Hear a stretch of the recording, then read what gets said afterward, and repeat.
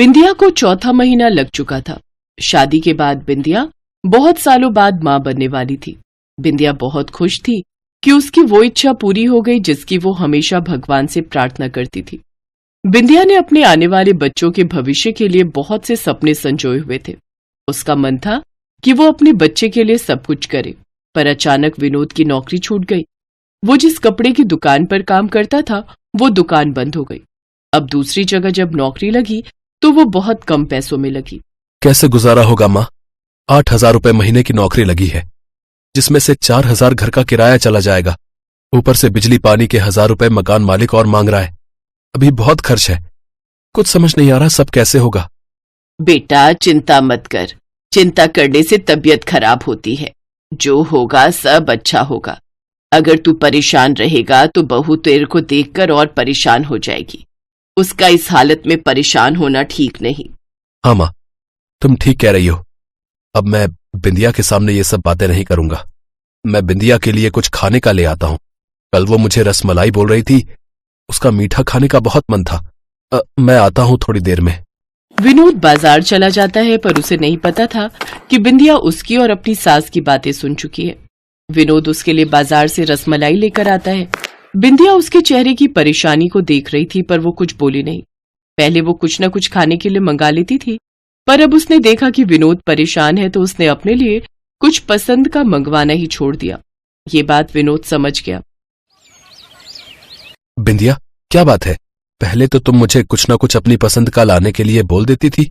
अब तो पिछले 1 हफ्ते से तुमने मुझे कुछ भी लाने के लिए नहीं बोला। कुछ मन है तो ले आऊं? नहीं, मेरा कुछ मन ही नहीं है, बस खाना खाऊंगी।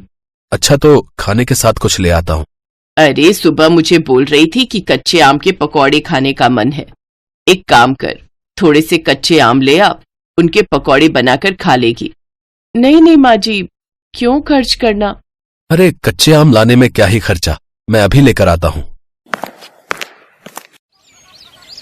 विनोद पकौड़े बनाने के लिए कच्चे आम, बेसन और तेल ले आया और बिंदिया ने आम के पकौड़े तैयार किए। कच्चे आम के पकौड़े बहुत ही स्वादिष्ट बने थे।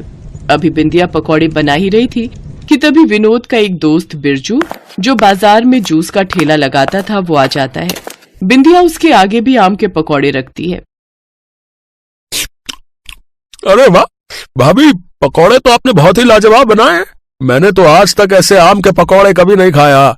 अगर बाजार में इतने पकौड़े खाने जाओ ना तो कम से कम 100 रुपए की प्लेट मिलेगी। क्या बिरजू, तू भी ना? भैया मैं और पकौड़े लाती हूँ। अरे मैं सही बोल रहा हूँ विनोद, ऐसे ही तो बिजनेस बनते हैं। पता है आजकल छोले कुलचे, वड़ा पाव, पानी पूरी वाले बहुत फेमस हो रहे हैं भैया।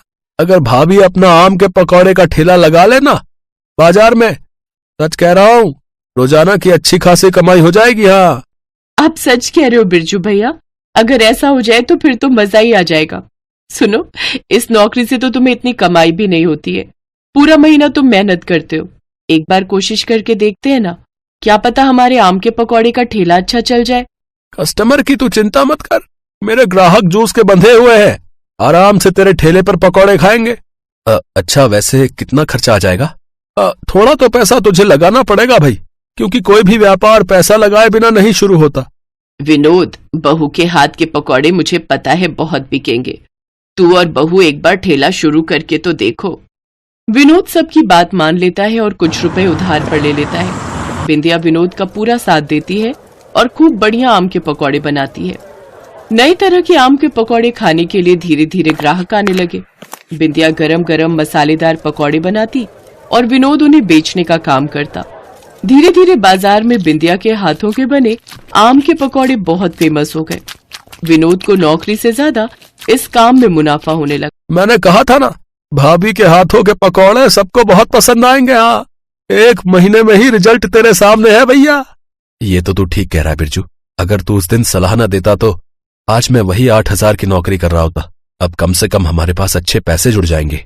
बिरजू भैया, आपका बहुत बहुत धन्यवाद। आपने हमें इस काम के लिए प्रेरित किया।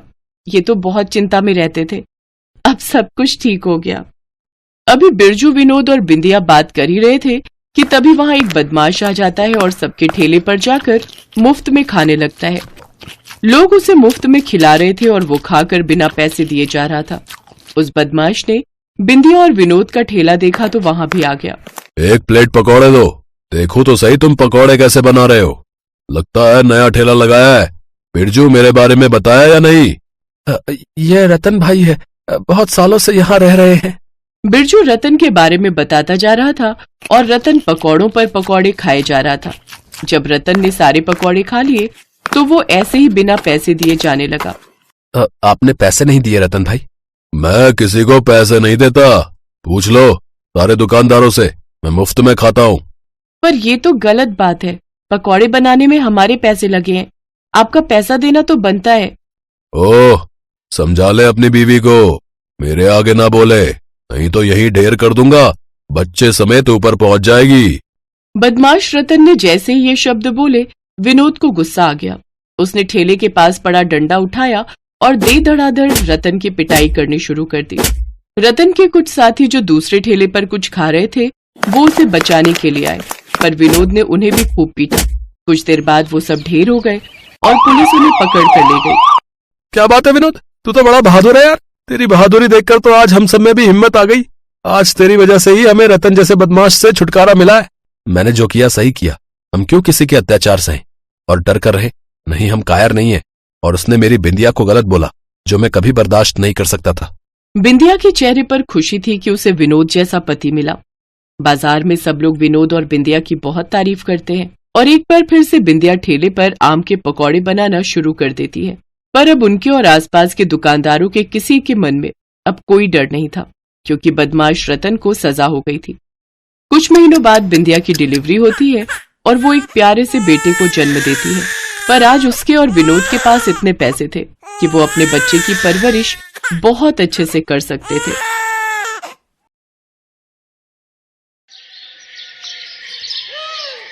लेकिन महेश, हम ऐसे हाथ पर हाथ धरकर तो नहीं बैठ सकते ना, हमें कुछ न कुछ तो करना ही होगा। लेकिन हम करें भी तो क्या? मैं ब्रेड पकौड़े बहुत अच्छे बना लेती हूँ, तो क्यों ना मैं ब्रेड पकौड़े बनाकर बेचूं? आइडिया तो अच्छा है, लेकिन मेरी तबीयत ठीक नहीं रहती, तो मैं तो तुम्हारी ज्यादा मदद नहीं कर पाऊंगा। कोई बात नहीं जी, आप बस ग्राहकों से हिसाब किताब लेते रहना, बाकी सब मैं कर लूंगी। ममता के पति को हार्ट की प्रॉब्लम थी, जिसके इलाज के लिए ममता को काफी पैसे चाहिए थे। अपनी घर गृहस्थी चलाने और पति के इलाज के लिए पैसे इकट्ठे करने के लिए वो एक पुराना ठेला और जरूरत का सामान खरीदती है और ब्रेड पकौड़े बनाना शुरू कर देती है। आइए आइए, ताजा ताजा ब्रेड पकौड़े खाइए, खुद भी खाइए और अपने घर भी ले जाइए, साथ में शानदार धनिया पुदीने की हरी चटनी भी खाइए। बहन जी, मेरे लिए एक ब्रेड पकौड़ा बनाना तो। हाँ हाँ भाई साहब, ये लीजिए। कुछ ही दिनों में ममता के पास ग्राहक आने शुरू हो गए।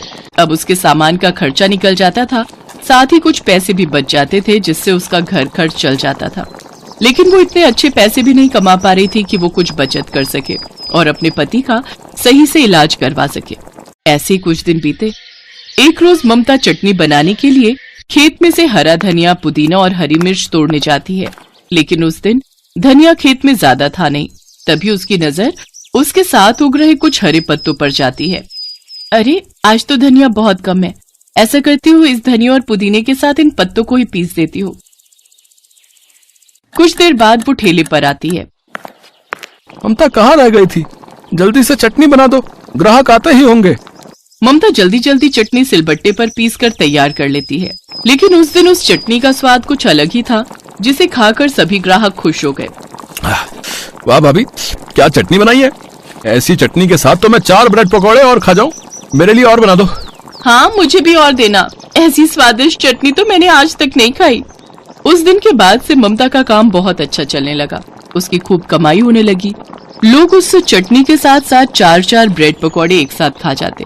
एक रोज जब वो पत्ते तोड़कर लाई तो उसके पति ने उसके हाथ में वो पत्ते देख लिए। ममता, ये तुम कौन से पत्ते लाई हो? तुम भला इसका क्या करोगी?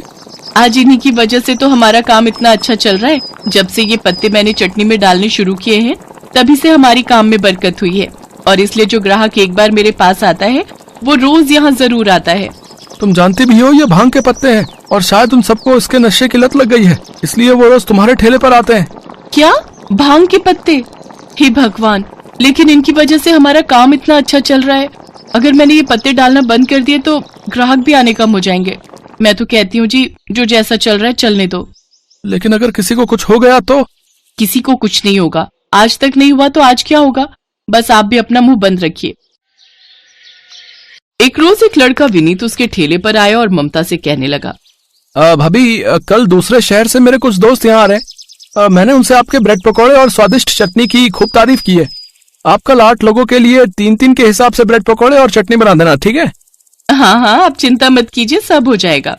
अगले दिन विनीत अपने दोस्तों के साथ ममता के ठेले पर आता है। उन सभी दोस्तों में 3 लोगों ने चटनी बहुत ज्यादा खाई और वो सब खाते खाते उन ब्रेड पकौड़ों की भी बहुत तारीफ कर रहे थे। लेकिन अचानक ही वो तीनों खाते खाते जमीन पर गिर गए और बेहोश हो गए। भाभी, ये क्या मिला है इन ब्रेड पकौड़ों में? मेरे ये दोस्त बेहोश क्यों हो गए? मुझे कुछ नहीं पता। विनीत अपने दोस्तों को अस्पताल लेकर गया, जहां डॉक्टर ने उससे कहा, देखिए, इनके शरीर में कोई नशीला पदार्थ जरूरत से ज्यादा चला गया है, जिसकी वजह से वो तीनों बेहोश हो गए। विनीत पुलिस को बुलाता उससे पहले ही ममता पुलिस स्टेशन पहुंच गई और उसने पुलिस को सारी सच्चाई बता दी। साहब, मैं जानती थी कि आपको जब सच्चाई पता चलेगी तो आप मुझे पकड़ने जरूर आएंगे, इसलिए मैं खुद ही सरेंडर करने आ गई। मैंने बस मजबूरी में वो सब किया था। मैं तो बहुत कम मात्रा में भांग के पत्ते उसमें मिलाती थी, लेकिन उन तीनों ने चटनी जरूरत से ज्यादा ही खा ली, जिस वजह से वो बेहोश हो गए। दरअसल मेरे पति एक बहुत बड़े बिजनेसमैन थे और उन्होंने अपनी सारी जमा पूंजी शेयर मार्केट में लगा दी थी, लेकिन शेयर मार्केट में हुए भारी लॉस के कारण हम बर्बाद हो गए और हम सड़क पर आ गए। तब से हम यहीं एक झोपड़ी बनाकर रहने लगे और घर खर्च चलाने के लिए मैंने ब्रेड पकौड़े का काम शुरू कर दिया। साहब, मैंने लालच में आकर वो चटनी बनाई।